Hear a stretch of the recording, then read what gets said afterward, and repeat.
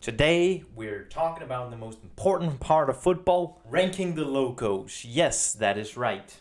With the Premier League season coming to an end very shortly, I thought now would be a good time to talk about the most important part of football, the logos of the teams. I'll be ranking these based on 3 factors: looks, story, and what I know about the club.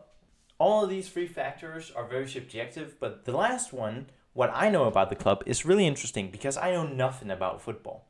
I do watch it occasionally, stuff like the World Cup and the EU Cup, that's always exciting. Enough meandering, let's get into it. So first off, let's just get Arsenal out of the way. Looks.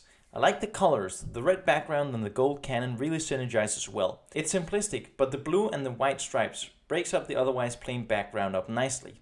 Looks wise, I would say it's definitely up in the high tiers. Now let's see if the story holds up. Why a cannon?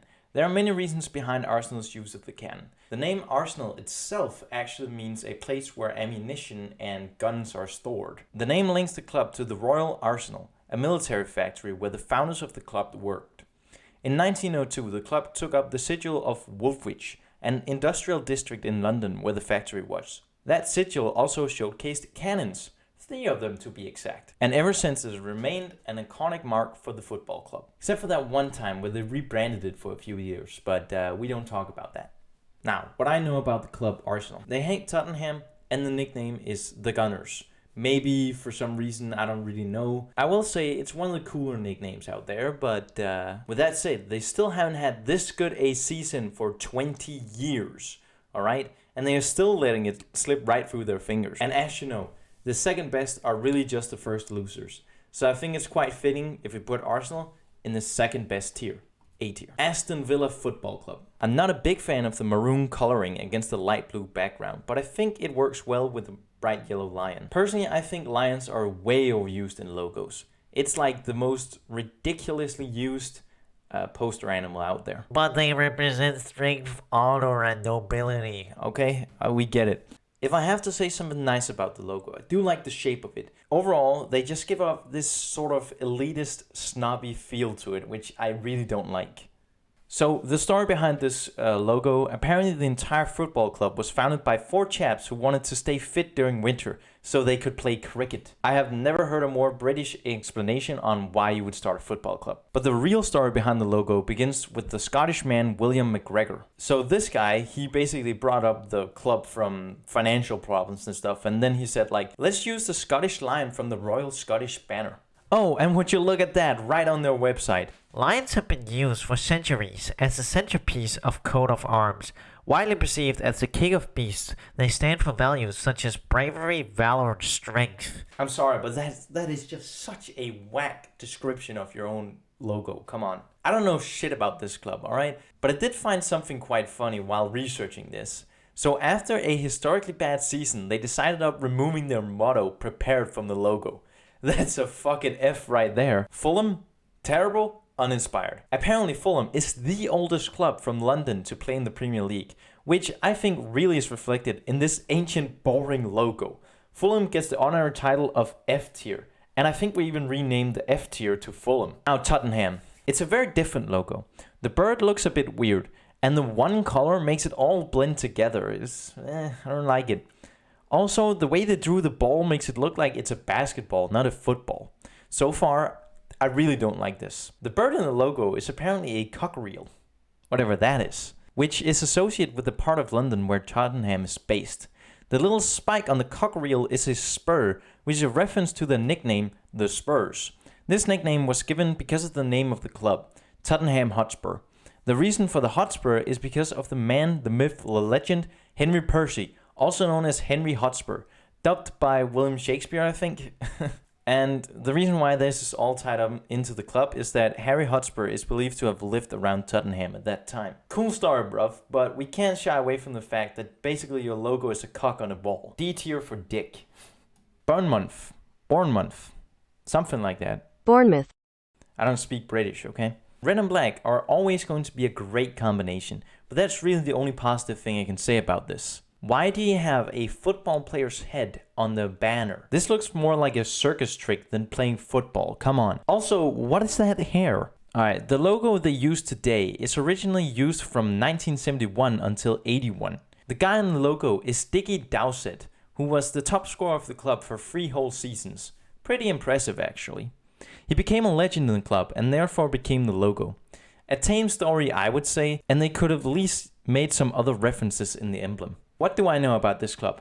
I know their nicknames are the Cherries. F tier. Chelsea, okay. You already know how I feel about lions on banners, but this is just worse than Aston Villa. The colors don't work well at all. Bright red next to the dark blue and this mustard outline looks like ass.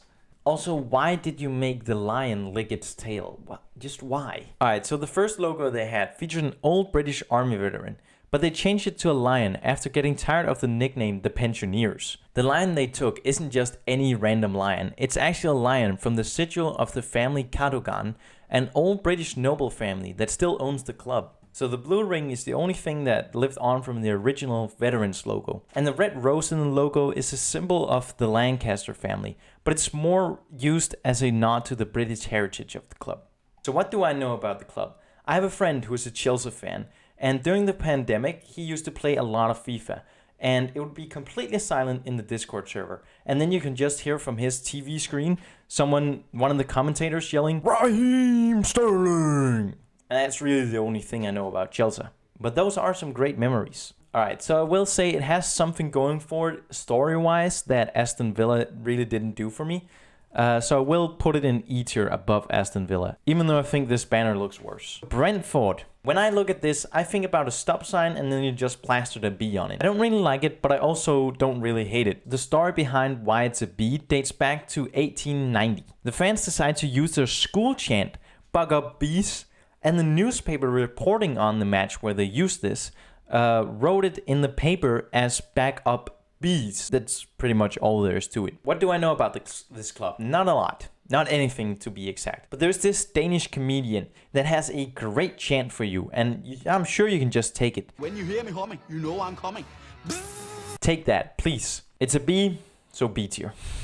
Now Brighton. Alright, so looks. I will give them credit for at least picking a more unique animal than a lion.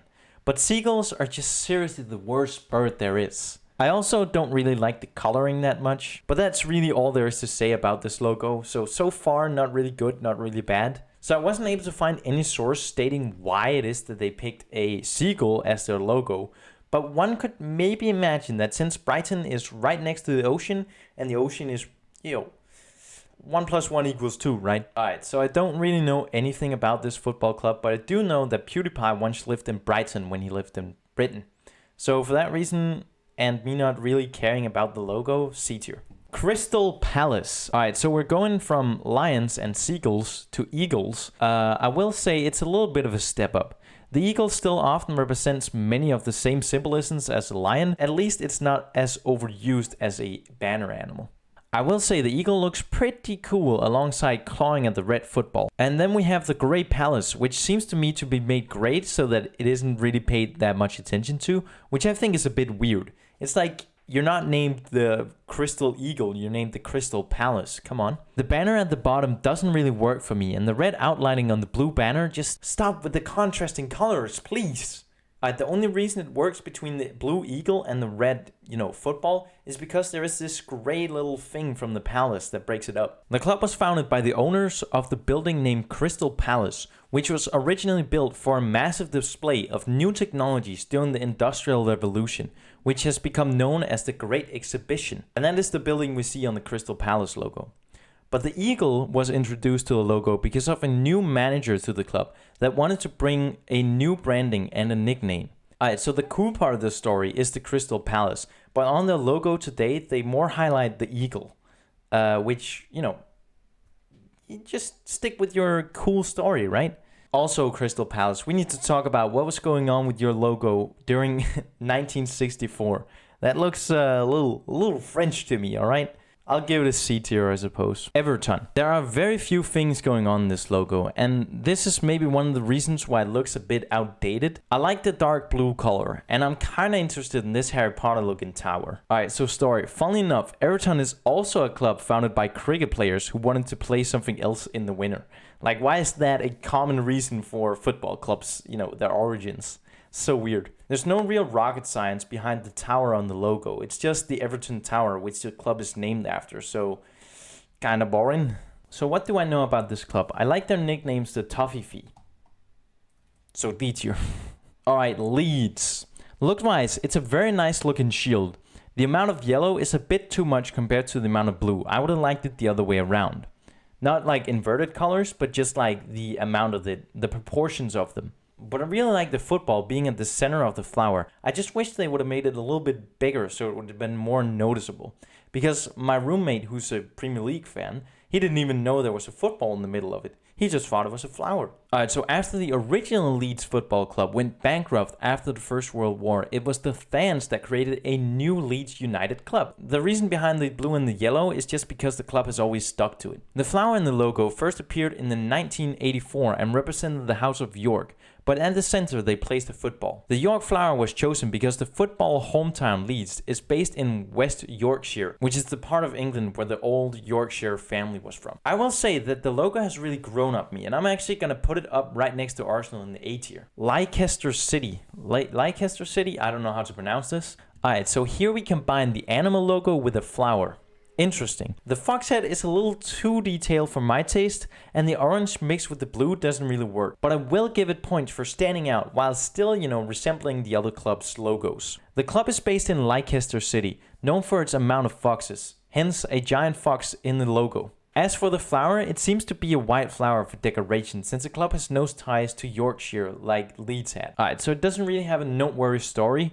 And the looks certainly doesn't, save it. So I'm going to put it in the E tier. Now for Liverpool. There's so much going on in this logo. It's almost too much. I don't really know what exactly gives off this feeling for me, but it kind of looks like a logo you would find on the side of a beer. Not really a football club. I really like the metallic feel to all the colors. It makes it very distinctive and unique. I love the flames and I love the shield.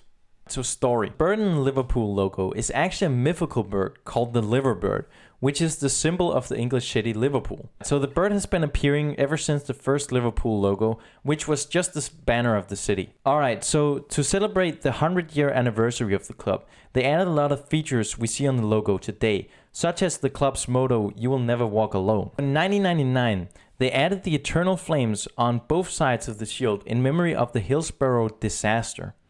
The Hillsborough disaster was an overcrowded football game featuring Liverpool. And we're not just talking any kind of overcrowdedness here. We're talking so overcrowded that people were literally getting crushed. 97 people died and 766 were injured. That is such a tragedy. And also knowing the history of all the different aspects of the logo, I think it's hard to not put it anywhere else than A tier. Manchester United. Colors don't synergize that well. To be honest, it looks like ketchup and mustard right next to each other. The shape of the logo gives off a very royal vibe. And is that Satan in the middle holding a trifork? The hell? The ship is cool, but it's not the centerpiece of the logo, so not really given extra points for that. The founders of the club were workers for a railway company, and the original name was Newton Heath. Before going bankrupt, a guy invested £500 to the club, and they decided to rebrand to Manchester United. They then took up the Manchester banner as the logo, and that's where the color palette and the ship come from. The devil was added in 1973 by the manager of the club, Bill Busby. He had given them the name the Red Devils, which he stole from a rugby team apparently. Before this new nickname, they were known as the Busby Babes, which I find quite funny. But they had to change the nickname because it reminded people of an awful plane crash. Overall, 23 people were killed, including 8 players from the club, so the rebranding was pretty necessary. Before even knowing about the Premier League itself, I had heard about Manchester United, and that's maybe because they were so dominant in football for a very long time. I also think that maybe one of my classmates back in middle school was a Manchester United fan, and that's where I heard about it the first time. I will put them in the C tier because I don't like this logo and I also don't hate it. It's kind of neutral for me.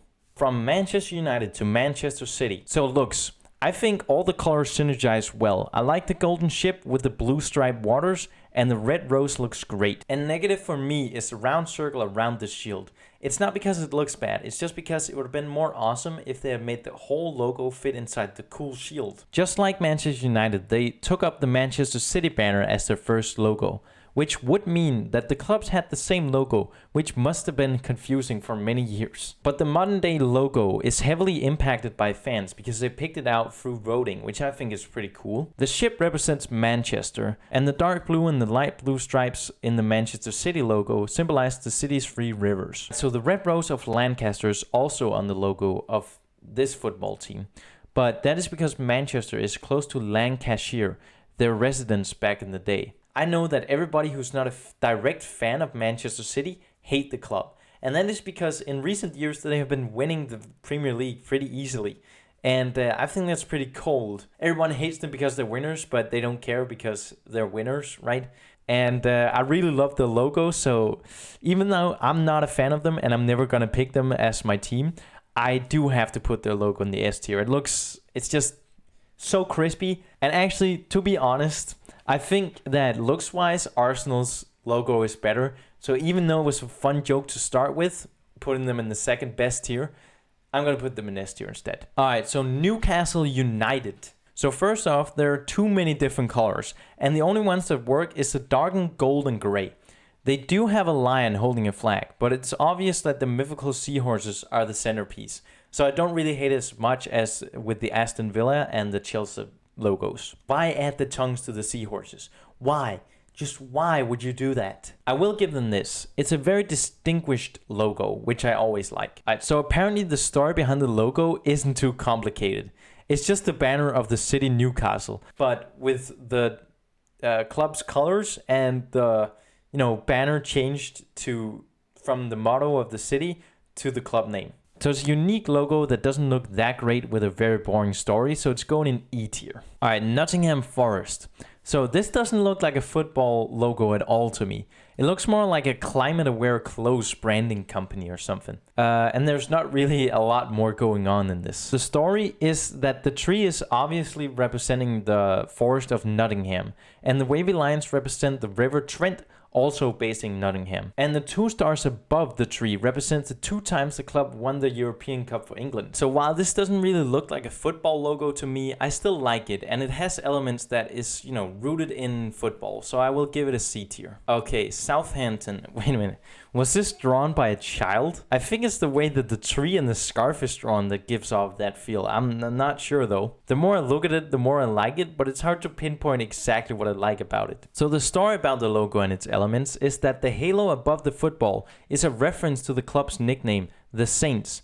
And the origin of this nickname was because at the beginning they were a church football team at St. Mary's Church. The scarf represents the fans, and the tree represents New Forest, which is a national park next to Southampton. And the waves below is also due to the geographical placement of Southampton, which is it's next to the sea. Since I am a godly man and don't want to wind up in hell, I'm gonna have to put them right next to the Manchester City logo because they have the devil in it. West Ham United. So we have the maroon red on blue again, but this time the gold colors of the hammer works much better with this color. A different hammer style could maybe have made this look cooler, but I kinda love the idea. The only real negative about the logo is the blue outline of the shield. The blue just doesn't work with maroon red, I think. Alright, so the story. So the reason for the hammers on the logo is a nod to the origin of the club, because it was founded by an ironworks company. And that's really it. I think the logo looks so awesome, but given its weak history and reasoning, I can't really place it in anything higher than B tier. Yeah, nope. Last but not least, we have the Wolverhampton Wanderers. So looks-wise, I'm just gonna say it. It looks like an esports logo team, alright? It doesn't look like a football logo team. I do like wolves as a banner animal, even though you could probably say that they're just as overused as the lion. But, black and yellow also is a classic color combination, and it looks great here. But they could have made the wolf look less derpy by having it sideways instead of directly on it. I also love that they don't feel the need to put their name on the logo or something like FC. We know it's a football club, alright? The story behind the colors chosen for the logo is based on the city of Wolverhampton's motto, "Out of darkness cometh light." Doth mother know You weareth her drapes. Originally, they had the Wolverhampton City banner, but changed it to a wolf for no specific reason other than it just made sense with the name. Alright, so I really like the logo, and even though it looks more like an esports team logo, I really like the reasoning behind the coloring. If they had maybe a better reasoning behind choosing the wolf, maybe they could have been notched more, but I'm gonna place them in the B tier. And yeah, this is the real tier list behind all the Premier League teams. Raindrops are falling on my head, and just like the guy whose feet are too big for his bed, nothing seems to fit. Those raindrops are falling on my head, they keep falling.